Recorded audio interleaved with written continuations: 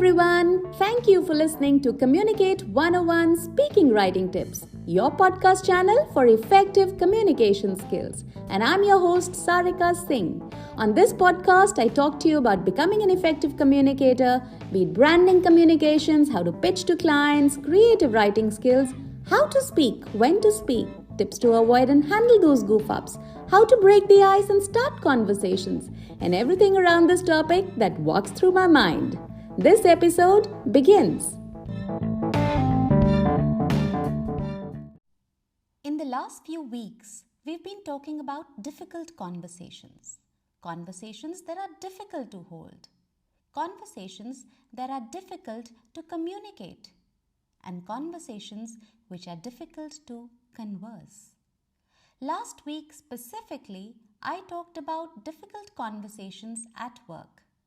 We discussed how to lay off an employee, how to ask for that promotion that you've been shy to ask, how to talk about inappropriate behavior.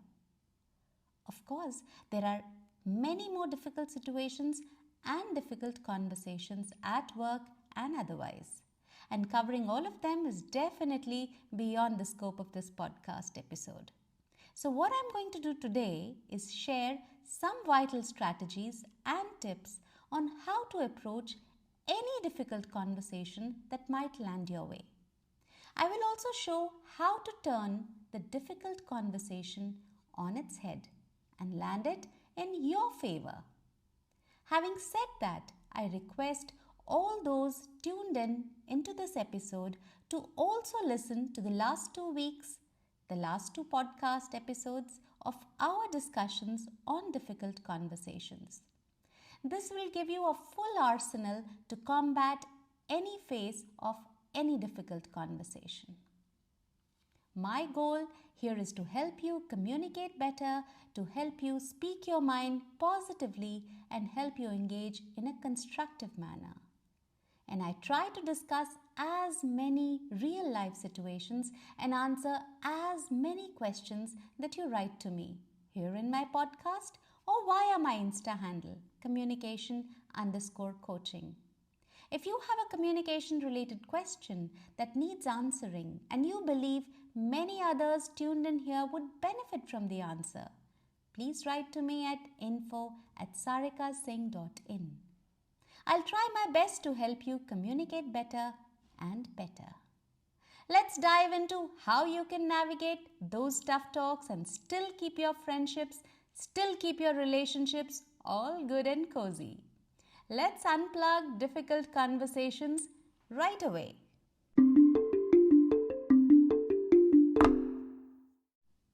I remember I was a fresher and this was my first job. I was barely 2 days into work. And that day there was a farewell party of some senior colleague. And I was told to help oversee the arrangements of that farewell party. I thought it's a good chance, to see everyone, to meet everyone. I was new after all. This was a hot and humid July afternoon. The person who was arranging the high tea had forgotten to arrange for desserts. And me, I was that energetic 18-year-old, so I volunteered. I said, okay, I'll arrange for the ice creams. Took some money from the petty cash accounts, ran to the nearby market and got ice creams just in time. I will not forget for the rest of my life ever what happened next. My boss, he's still my boss if you ask me, asked loudly at the party, who was the joker who got ice creams? Doesn't he know it's summers and ice creams melt? No one's going to have melted ice creams. What a waste. Ouch. Others who heard him at the party laughed. Shyly, I raised my hand, accepting the silliness, and apologized. Tears flooding my eyes, I barely managed 5 seconds in the room. I picked up my bag and frantically, like a baby, lashed out of the office crying. It was so difficult for me to be there, leave alone converse with anyone. I will not go into the details of what happened thereafter. but it was a very difficult moment, and any conversation with anyone was going to be very difficult. I bet we've all been there, right? Picture this. Your boss goes off during a meeting, or maybe you're giving feedback, and suddenly your colleague is in tears. Or by that time, your client just ended the call abruptly. Eeks. Naturally, we start to dodge these tough talks, like we dodge spoilers of our favorite shows. But steering clear isn't the solution. Tough conversations are pretty standard. They're not as rare as a black swan. The real trick is figuring out how to navigate these conversations smoothly so that they hurt less for everyone involved. In this episode, I'll share 3 simple strategies to get better at any difficult conversation and save ourselves some drama.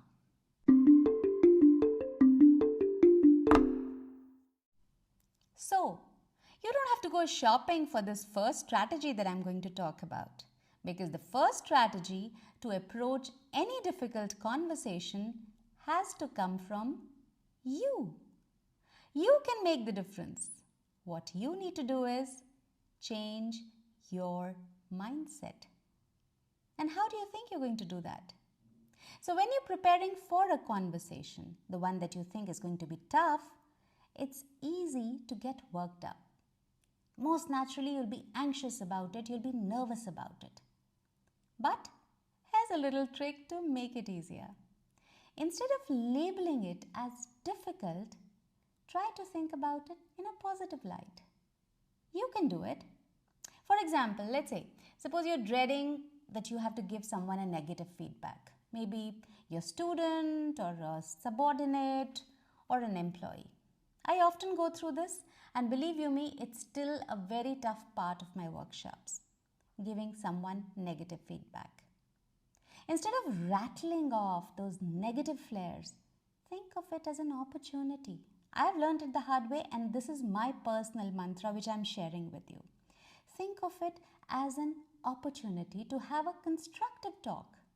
Talk about how they can grow, how they can improve.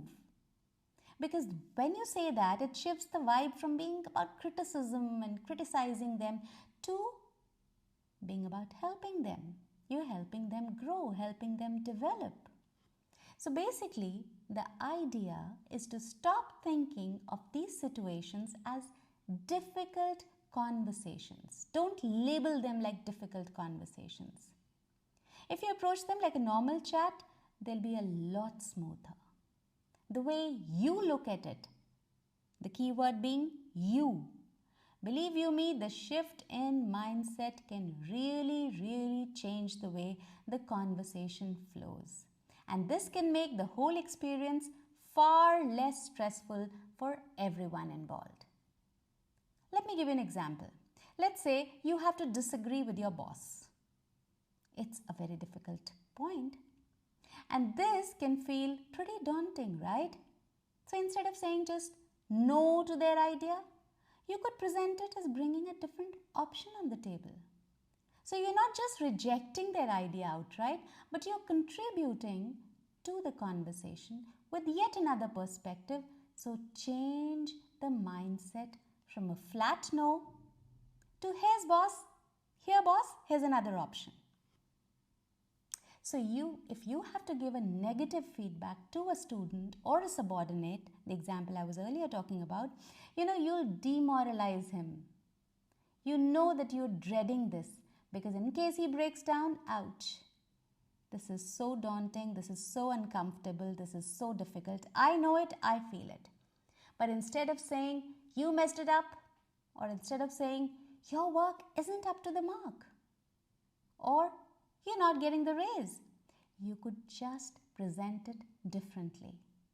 Change your mindset and present it differently. Maybe you can say, let me show you how you can become the star performer and make sure you get the raise the next time.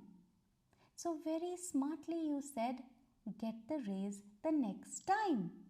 Which in other words actually means you're not getting it this time. But that's not the way how you put it. And slowly show them the constructive way. Bring that path on the table. It's not about demotivating them anymore. It's about inspiring them and pushing them positively. It's about contributing to the conversation with a positive, constructive perspective, a positive mindset. So your mindset gets shifted, your conversation stops being difficult anymore. And you change your mindset and help the other person you're speaking to change his. It's all in the mind, boss. And while you're at it, stay calm, stay centered, because when you're calm, you're giving your mind a mini reboot. For instance, let's say a colleague brings up something tricky. You feel that, okay, there's a challenging conversation brewing. You know it. What do you do in such a situation? Buy time. Maybe buy a moment. Just excuse yourself, maybe for a toilet break, or go grab coffee from the office kitchen. Just slip out for those few minutes. Gather your thoughts. And now approach the conversation with a clearer head. Try this out. It's worked for me, and I'm sure it'll work for you as well.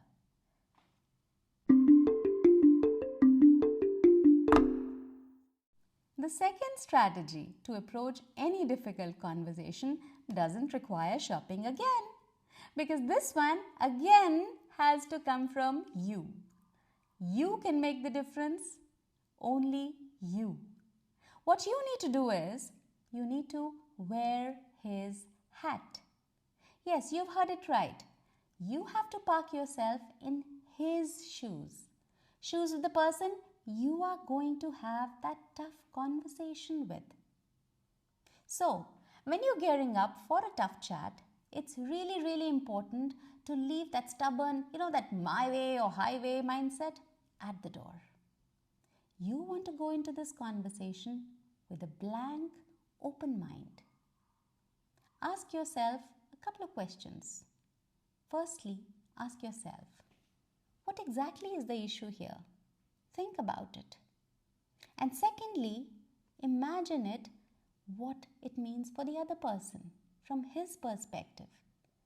What does the other person think the issue is?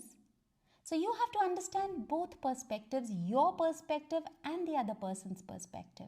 It isn't just about your perspective anymore, because you need to understand both sides. And you can't do that till you wear his hat, till you walk his walk. But there can be situations when you're not sure what the other person's take on the situation is. And that's totally okay. Just be honest about it. Ask him, ask her, what do you think is the problem? Where is this becoming a problem? What do you think the issue is? Because when you show your ignorance, he or she, the other person, will become more open. This also shows that you genuinely care about their viewpoint, instead of caring just about your own. So when you ask, how do you feel? You're making the conversation a two-way street, a real conversation. Show them that you're really interested to know how they feel about things. The only thing I urge strongly at this point is, don't make it just a lip service. Genuinely try to understand their emotions and genuinely try looking at things from their lens. And it doesn't end here. When they're sharing, really, really pay attention. Really, really listen. Pay attention to not just what they're saying, but how they're saying it, their words, their tone. It's about fully processing what's being communicated. Do that and then look for common ground. Try to find where that crossroads, where your path and his path crossroads, where both your perspectives meet, where they overlap. That's your ground. Your ground for a mutual understanding, for a compromise, something that's going to make your difficult conversation not so difficult anymore. Believe you me, this works.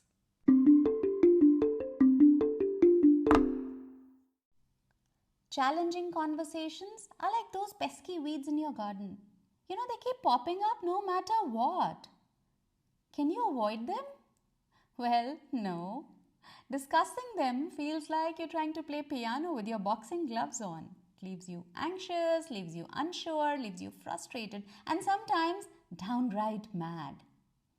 And the tougher part is that more than often, in tough convos, that is difficult conversations, there's so much emotional drama. There may be tears, there may be flares, and that's what you dread. You hate it. You don't want to get into it. So if you want to keep things calm and avoid any fiery arguments, avoid any drama, it's a good trick to slow down the pace of your conversation. Don't be in a rush. Let your words sink in and respond slowly after thinking thoughtfully. This not only helps you choose the right words, but also has a magical way of cooling off any of those turbulent emotions or those heated feelings that the other person might have. When you have those moments where you react in a certain way in a conversation and later you think, oh, I should have handled that better. It happens to all of us. Instead of just brushing it off, take a moment. Really, really think. Why did you react the way you did? What could you have said differently? When you reflect on it, you can learn a lot for future difficult conversations. You learn from watching how other people deal with similar situations. I have this best friend who breezes through tough talks without breaking a sweat. Do you know anyone who's like that? Pay attention to their tactics. Maybe they stay calm. Maybe they use humor to lighten the mood. Whatever it is, why reinvent the wheel? Just mimic it. It's like disarming yourself by copying what works for them. By learning from them, you can make those tricky conversations a lot easier to handle. And trust me, handling a difficult convo, isn't just about being skilled with words. It takes guts. So every time you tackle one head on, you're showing some real courage. Get courageous and start communicating better and better. Try out the three strategies and let me know which one worked best for you. I'll be available on my email, which is info@sarikasingh.in. I'll see you next week with yet another episode of your favorite communication skills podcast, Communicate 101 Speaking Writing Tips. Till then, enjoy communicating better.